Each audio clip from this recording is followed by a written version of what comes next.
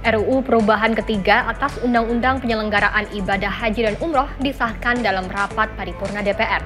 Salah satu poin krusialnya, Badan Penyelenggara Haji bakal berubah status jadi kementerian khusus yang fokus menangani urusan haji dan umroh. Digadang-gadang bisa mengatasi permasalahan klasik dalam penyelenggaraan haji. Berikut Wakil Kepala Badan Penyelenggara Haji berbagi fakta dengan kita semua. Sejarah ditorehkan oleh bangsa ini semenjak DPR menyetujui pembentukan Kementerian Haji dan Umroh. Pembentukan kementerian ini menjadi ujung mata rantai transformasi dalam pengurusan haji. BP Haji disebutkan dapat mengatasi berbagai masalah dalam pengurusan haji. Saat ini saya sudah bersama Bapak Dhanil Anzar selaku Wakil Kepala Badan Penyelenggara Haji Republik Indonesia. Assalamualaikum Bang Dhanil. Waalaikumsalam. Apa kabar Bang Dhanil? Baik, alhamdulillah Mbak Zita. Alhamdulillah. Nah Bang Dhanil, sebelum saya menanyakan lebih lanjut soal BPH, saya akan membahas beberapa kasus dulu ya Pak ya. Penyelenggara ibadah haji sempat menyeret beberapa nama menteri begitu Bapak. Terakhir soal Yakut Kholil Qomas seperti itu yang tersangkut dalam penyalahgunaan kuota haji. Dan apa tanggapan Bapak soal kasus ini? Sebenarnya kalau kita baca sejarah penyelenggaraan haji mulai dari ordonansi haji di zaman Belanda sampai dengan saat ini itu tidak lepas dari berbagai masalah. Di dalam beberapa periode selalu ada menteri yang tersangkut terkait dengan urusan haji. Itu memang hal yang kita sayangkan. Artinya sejarah terus berulang, tidak banyak perubahan-perubahan mendasar dari zaman ke zaman terkait dengan perilaku rente di perhajian kita. Nah, oleh sebab itulah momentum kasus haji di 2024 yang lalu itu harus menjadi pembelajaran, bahkan itu menjadi pembelajaran bagi Presiden Prabowo untuk melakukan transformasi pengurusan haji. Dan Bang Dhanil, tadi soal praktek rente nih, seperti apa sih praktek rente yang diamati itu? Nah, dalam kasus kekinian, praktek rente yang paling menonjol itu adalah misalnya penyelenggara haji itu mencurangi catering.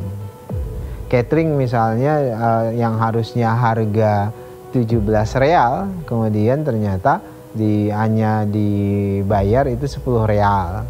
Artinya apa? Ada rente di situ, makanya ada praktek rente termasuk akomodasi hotel. Jadi ada fee, ada macam-macam. Makanya ini terus berulang kasusnya. Hampir semua bagian dari haji itu ada praktek rentenya. Misalnya di sisi lain, misalnya dari dalam negeri, praktek jual beli kuota yang sekarang ditangani oleh KPK itu ada rente di situ. Ada praktek data, misalnya data ini seharusnya orang ini nggak boleh berangkat, tapi kemudian karena ada data yang kosong dimanipulasi, itu kemudian dijual supaya orang ini bisa berangkat. Itu praktek rente mulai di data segala macam. Hampir semua sisi dari apa ini bisa jadi dagangan oleh orang-orang yang tidak menjadi tanggung jawab, nggak punya tanggung jawab.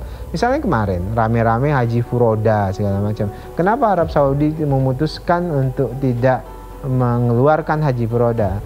Karena ada beberapa pihak oknum yang memperjualbelikan haji furoda itu dengan harga-harga yang tidak rasional. Jadi itu dimanfaatkan sekelompok mafia dalam tanda kutip, di mafia perhajian untuk melakukan praktek-praktek perburuan rente. Dan inilah yang harus dihentikan agar ibadah haji itu bisa menjadi ibadah yang benar-benar sakral dan memberikan pelayanan yang terbaik untuk umat kita. Baik, lalu membahas soal pengawasan nih Pak. Adakah mekanisme pengawasan agar tidak terdapat lagi celah-celah kecurangan atau kebocoran anggaran? Iya, kami Mbak Siva membentuk SOP terbaru terkait penyelenggaraan haji. Kita harus pastikan tidak ada data-data yang kemudian dipalsukan atau orang-orang yang tadinya tidak berhak berangkat tahun ini kemudian diberangkatkan dan sebagainya. Itu proses pengawasannya ketat sekali dan kita melakukan audit ulang terkait data yang sekarang dimiliki oleh Kementerian Agama. Diperbaiki supaya dipastikan jujur dan tidak ada kebohongan dan sebagainya. Jadi melalui Kedirjenan Pengawasan dan Evaluasi Haji nantinya kita melakukan proses pengawasan yang ketat sekali terhadap potensi manipulasi yang mungkin bisa terjadi.